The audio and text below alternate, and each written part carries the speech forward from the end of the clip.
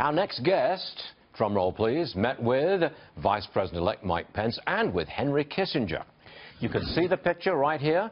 Father Jonathan Morris meeting those two esteemed gentlemen. And he's with us now on the set. Father John, welcome. Thank you.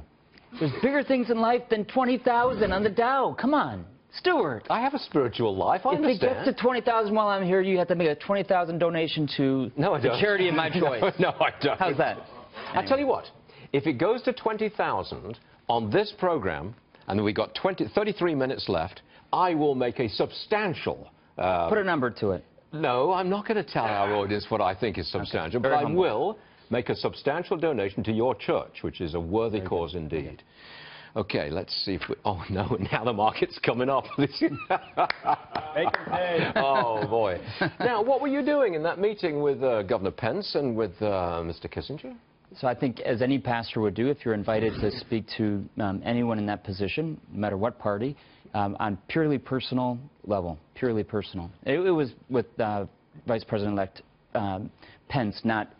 Henry Kissinger was just outside. He was next in line, I think. But you were invited in to speak to the Vice President-elect. I was, but nothing about the conversation will be spoken about because it was a truly just personal, pastoral conversation. But look, if you were to take a position in the administration, and I'm not suggesting for one moment that you would do that, but if you did, we would lose another guest on this program. Do you know how many guests we have lost who have joined the cabinet? I mean, there's a half dozen. Don't worry, I'm not joining any cabinet. You're not? I'm not.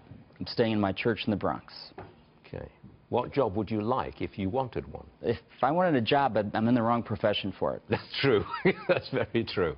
What do you make of the Trump presidency so far? As a Christian, as a priest, when you look at what he's doing and how he's doing it, would you pass, I hesitate to say spiritual judgment, but give us a judgment on the process so far as a Christian sees it? Well, hopefully we're making a transition from campaigning to governance. Sure. And certainly I was critical of some of the things that Donald Trump said and did in the campaign. Yep. I think he would recognize that he said things that, maybe he shouldn't have or wouldn't have wanted to have said, but he's now going to be our president.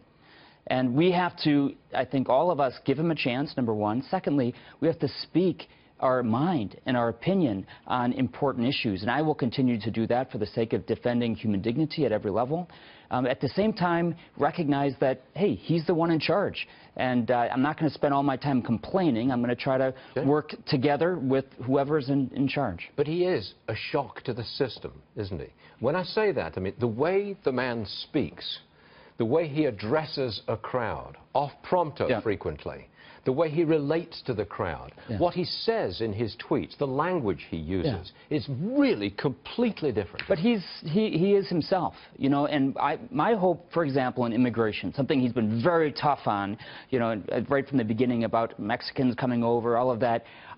Neither party, the Republicans nor the Democrats, have done anything for immigrants over these last, say, 16 years.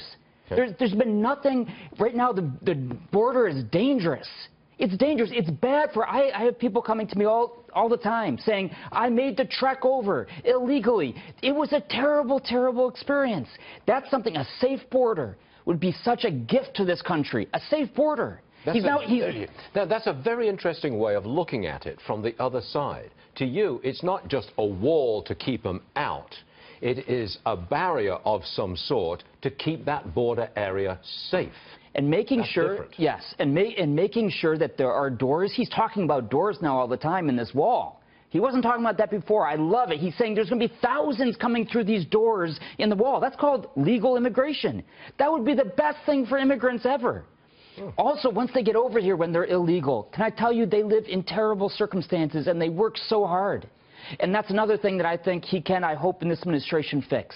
Okay. We have to do it in a very dignified, distinguished way, respecting the fact that we have in many ways taken advantage of workers, right, by allowing them to come over, by having a porous border and then giving them jobs and not in any way punishing the businesses that are hiring them. Sure.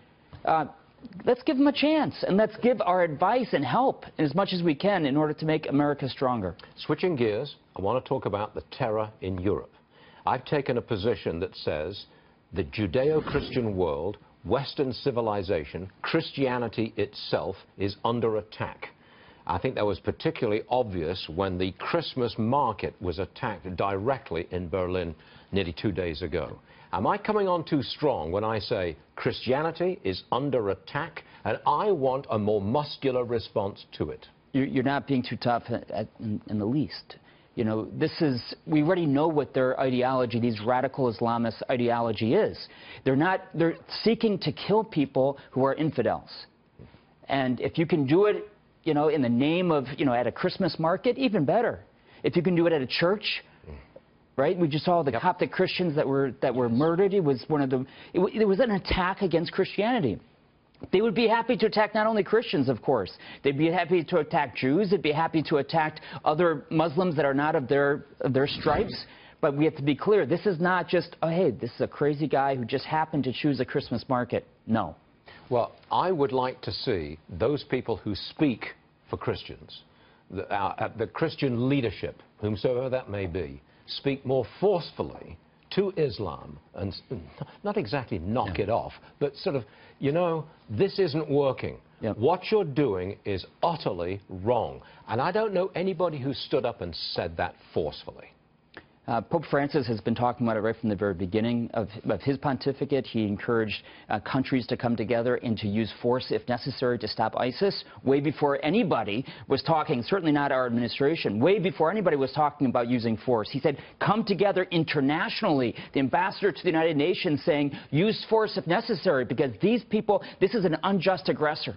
And we need to keep talking about it. Not that violence is the answer, but sometimes violence as self-defense is necessary. One last thing. Yes, sir. You mentioned at the beginning of the show about the 20,000. Yes. That you didn't say what day that would be. No. If 20,000, we can go back and look at that tape. But if it hits 20,000 tomorrow, or the next day, or the next day, on the air in your show. No. If it hits 20,000 today on this show, we'll have to look back at the tape. You've got 26.5 minutes to go. That's all you've got. Okay, I'm going to go say a prayer for you. You realize that I'm going to give you a donation anyway. You know that. You know that. That's not the most important thing. No, it's not. Merry Christmas, Father. Thank you. Thanks very much for being here. God bless you. Thank you, sir. God bless you.